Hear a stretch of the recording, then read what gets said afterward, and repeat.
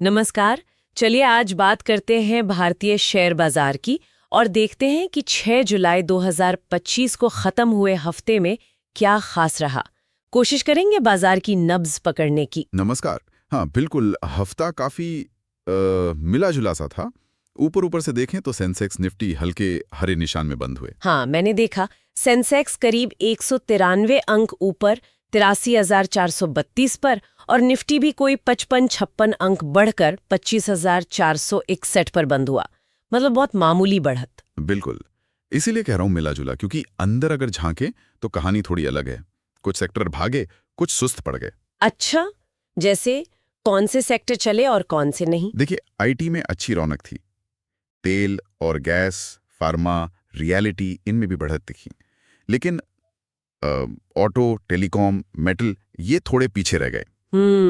और सबसे दिलचस्प बात जो मुझे लगी वो निवेशकों वाली थी। एफआईआईज यानी विदेशी निवेशक। हाँ, वही आ रहा था। एफआईआईज जो पिछले 2 हफ्तों से लगातार खरीद रहे थे। हाँ हाँ।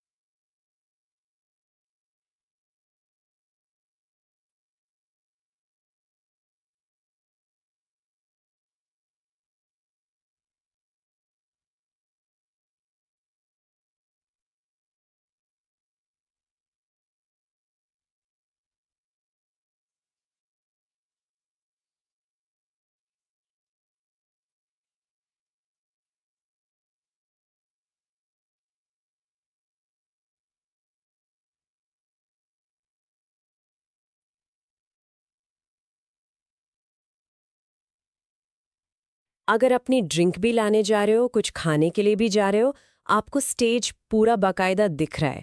You are not missing any part of the concert. और जो रेट है उसमें भी ज़्यादा फर्क नहीं आया। मतलब जुम्मे को याद है, जब मैं छोटा था तो उस टाइम पे जो भी रेट था उससे शायद 15 या 20 रुपए कुछ ऊपर नीचे हुआ होगा। वो इस हफ्ते अचानक से नेट सेलर बन गए। मतलब उन्होंने बिकवाली ज़्यादा की। ओह, और हमारे घरेलू निवेशक डीआईआईज? वो बिल्कुल उल्टी दिशा में। डीआईएस ने खरीदारी जारी रखी और ये उनका लगातार 11वां हफ्ता था खरीदारी का। अरे वाह, ये तो मतलब एक तरह की खींचतान हो गई बाजार में। विदेशी बेच रहे हैं, देसी खरीद रहे हैं। इसका क्या मतलब समझे? देखिए, अक्सर होता है। हो सकता है एफआईआईज ग्लोबल संकेतों को देख रहे हों या शायद थोड़ा प्रॉफिट बुक कर रहे हों। अच्छा।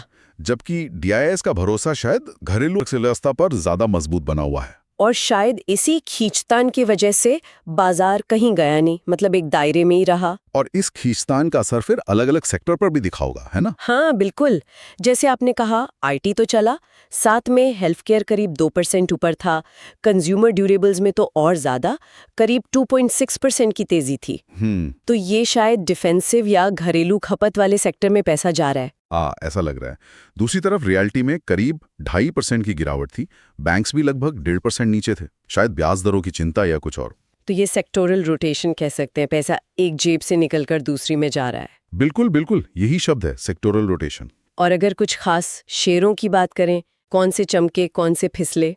हाँ, तो बढ़ने वालों में बजाज फाइनेंस था, इन्फोसिस तो था ही आईटी से, डॉक्टर रेड्डीज लैब्स फार्मा से, आईसीआईसीआई बैंक और एचयूएल भी ऊपर थे। ओके। गिरने वालों में देखें तो Trent, Tata steel, Eicher motors, tech Mahindra, IndusInd bank, इनमें थोड़ी कमजोरी दिखी। तो शेयरों में भी मिला जुला ट्रेंड साफ दिख रहा है। अच्छा, कंपनियों की तरफ से भी तो कुछ बड़ी खबरें आई होंगी इस हफ्ते। हाँ, काफी खबरें थीं। जैसे भारत इलेक्ट्रॉनिक्स मतलब बीएल, उनको करीब 528 करोड़ के नए ऑर्डर मिले। अच्छा। शेयर एकदम नए हाई पर पहुंच गया। डिफेंस पर फोकस तो है ही सरकार का। सही बात है। फिर गैब्रियल इंडिया, उन्होंने अपने बिजनेस को रिस्ट्रक्चर करने और एक हिस्सा डीमर्ज करने, मतलब अलग कंपनी बनाने की बात कही। शेयर सीधा 20% उछल गया। अरे वाह, 20%! ये तो बहुत बड़ा मूव है। और अपोलो हॉस्पिटल्स का भी कुछ था। जी, अपोलो हॉस्पिटल्स, उन्होंने अपनी फार्मेसी और जो डिजिटल हेल्थ वाला बिजनेस है उसको अलग से लिस्ट करने की मंजूरी ले ली। तो उनका शेयर भी करीब 4% से ज्यादा भागा। तो ये डीमर्जर लिस्टिंग की खबरें भी बाजार को पसंद आ रही हैं। हाँ, वैल्यू अनलॉकिंग होती है ना इससे। और रिलायंस ने भी एचजेटी सोलर पैनल बनाने शुरू कर दिए।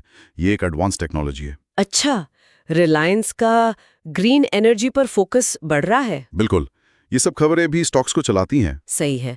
अच्छा, रेगुलेटरी फ्रंट पर या मैक्रो लेवल पर क्या चल रहा था? सेबी का कुछ मामला था शायद। हाँ, वो सेबी और एक विदेशी फर्म है जीन स्ट्रीट, उनके बीच कथित मार्केट मैनिपुलेशन का मामला चल रहा है। उसका असर हाई फ्रीक्वेंसी ट्रेडिंग पर क्या होगा, ये देखने वाली बात है। दूसरी तरफ आईपीओज में अच्छा इंटरेस्ट दिखा। Smart and power, travel food services जैसे आईपीओज आए। अच्छा, और ग्लोबल संकेत, अमेरिका वगैरह? अमेरिकी बाजारों से तो ठीक ठाक सपोर्ट था। भारत अमेरिका ट्रेड पर भी बातचीत चल रही है। अब सब Q1 नतीजों का इंतजार कर रहे हैं। हाँ, नतीजों का सीजन शुरू होने वाला है। एक बात और, मई महीने का जो जीएसटी कलेक्शन आया, उसमें बढ़ोतरी की रफ्तार थोड़ी धीमी हुई थी पिछले महीनों के मुकाबले। उससे थोड़ी कह सकते हैं चिंता तो नहीं, पर एक पॉइंट नोट करने वाला था। ओके। और वो छोटे मोटे रुझान, जैसे कई शेयर 5 हफ्ते के हाई पर पहुंचे, पेनी स्टॉक्स। हाँ, वो भी चल रहा था। कई शेयर अपने साल के उच्चतम स्तर पर थे, जो एक पॉजिटिव साइन है। पेनी स्टॉक्स में भी रिटेल निवेशकों की दिलचस्पी देखी। और पीएसयू बैंकों में, जो पिछले कुछ समय से काफी भागे थे, उनमें थोड़ी प्रॉफिट बुकिंग देखने को मिली। समझ गए। तो कुल मिलाकर ये हफ्ता ऊपर से भले ही शांत लगा हो, लेकिन अंदर काफी एक्शन था। एफआईआईज और डीआईआईज की अलग अलग चाल, सेक्टर्स में रोटेशन, कंपनियों की अपनी खबरें और मैक्रो फैक्टर्स का मिला जुला असर। बिल्कुल सही कहा आपने। इसीलिए साप्ताहिक विश्लेषण जरूरी हो जाता है। इससे हमें इकोनॉमी की सेहत, निवेशकों का मूड और आगे के लिए क्या मौके या जोखिम हो सकते हैं, इसका कुछ अंदाजा लगता है। हाँ, और जाते जाते एक सवाल जो मेरे मन में आ रहा है, वो ये कि एफआईआईज बेच रहे हैं, डीआईआईज लगातार खरीद रहे हैं और तिमाही नतीजे आने वाले हैं। हाँ, तो ये जो एक अंदरूनी खींचतान है बाजार में, ये किस तरफ इशारा कर रही है? क्या कोई बड़ा मूव आने वाला है या ये अनिश्चितता बनी रहेगी? ये सोचना बड़ा दिलचस्प होगा। बिल्कुल, ये सवाल वाकई सोचने लायक है। खैर, इस हफ्ते की चर्चा को यहीं रोकते हैं। जी।